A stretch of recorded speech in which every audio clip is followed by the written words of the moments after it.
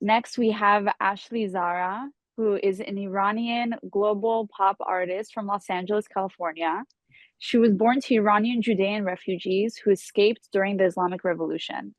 Her multicultural and gender blending music represents the sound of the Iranian American, similar to me, an Iranian American, relaying stories of the human condition that transcend generations just as much as they do international borders.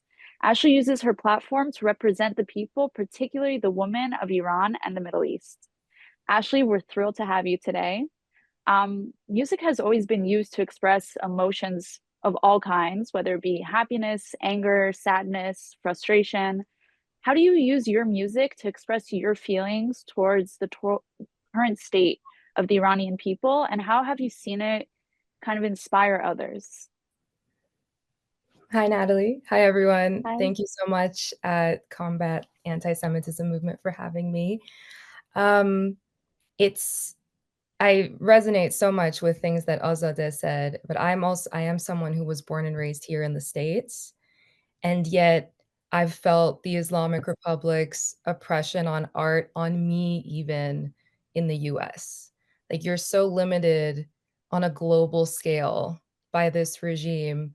Um, and it's interesting, very also similar to what Azadeh said, every single person is a source of light. Every single person is really a source of life. And that's something that is contagious and irresistible. Like there's this kind of chicken or the egg saying in the art world that, life imitating art or art imitating life, meaning that it's so intertwined that each person in their uniqueness is truly a work of art and their story is art. So if art is criminal in a society, then that is pretty much saying that life is criminal. Life becomes the crime. And for instance, like all Iranians want to do is live, to dance, to sing, story tell, and to create. And that's such an important part of being human. Like we're beings that just naturally emote and create. So when that instinct is stifled, it builds up a lot of rage that in turn actually inspires more art and more creation, and therefore more life, more defiance. So as a musician watching all of this happen, it's funny, right before the Zandagi Azadi movement, I actually made a choice to release something that for me was very terrifying. So prior to this release, I was making sure to cater to the limitations that the Islamic Republic would put on art and on women um, in music or just in the public because I wanted to be able to reach women and to reach people in Iran, and I felt like if I broke those rules, then I would be censored and they wouldn't find me. They wouldn't see representation outside of Iran and people on a global scale like supporting them and seeing them. Then I decided, I feel so as a woman, as a Jewish person, as an Iranian, I felt incredibly misunderstood and found that whenever we do try to speak about our reality and our identity, we people either have like a blank look on their face, like they're so shocked they don't understand, or we get silenced by someone else.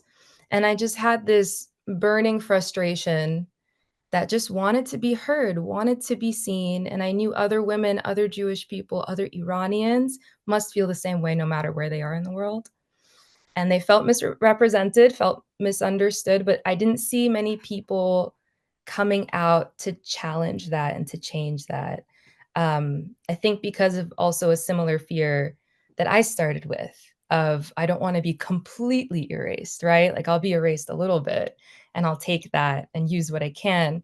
Um, but unfortunately, I have this kind of superpower slash fatal flaw that I will just throw myself on the fire and risk it all for the sake of change and for other people.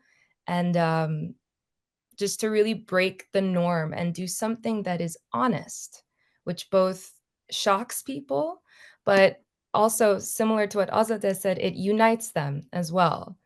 So like every time I've released art, I'm like terrified that it will tear people away from me because I think maybe I pushed the button too much this time. I pushed it too far. Because things are supposed to be uncomfortable in life, and art is this weird medium that we take really uncomfortable, challenging things through a more comfortable, engaging way to process those things. But you get worried, or like sometimes maybe I pushed it too far. And it's such a everyone is so sensitive about everything too. It's hard to sit down with people and go through the process and the meaning without people's ego coming in and wanting to reject it. I mean, a lot of people want to maintain a status quo, not even because it benefits them, but it's because it's what they know. It's a comfort to them. So when someone challenges the status quo, which is a comfort zone, you get a reaction. And on the internet too, like you can get a global reaction. But that being said, every time I have released art that I'm scared to release, that is very challenging of a norm, um, I'm more surprised to see people applauding me and thanking me for my bravery to fight against that oppression, fight against the incorrect narratives. And they see my bravery to speak like an unpopular truth. It's not even an unpopular opinion, but an unpopular truth. And it emboldens others to be their authentic selves and to follow their gut, to do what they feel and know is right. Like you don't get that type of energy, community, ripple effect without art. Because art is, again, it's life, it's human, it's a shared soul. So when one person is brave and inspired, that collective soul like becomes the same. It's so incredible. And if art is life, art is identity, art is unity, all these things, it's in a these are things that an oppressive regime is only powerful when they strip you from your joy, strip you from your identity, and make you feel alone and divided. And we've seen, like, in the Zan Zendegi Azadi movement, the Woman Life Freedom movement, the things that people were able to feel strengthened by and unified by were songs like Baraye and the many forms that it took, and schoolgirls singing it in class, people making rock covers of it around the world. Then the images of Massa and the calligraphy of Woman Life Freedom, Zan Zendegi Azadi, in so many languages, the images of cutting hair around the world. It's art that expressed what maybe words couldn't and connected people who otherwise would have felt very lonely, misunderstood, misrepresented. So, yeah, art is life, it's identity, it's unity, and it's strength. And when we have art, no oppressive regime, no matter how much they try, you can't destroy light, you can't destroy life. And that's a concept that I've grown up with both as a Jewish woman and as an Iranian woman. And I take very, very deep pride in. So, yeah, thank you.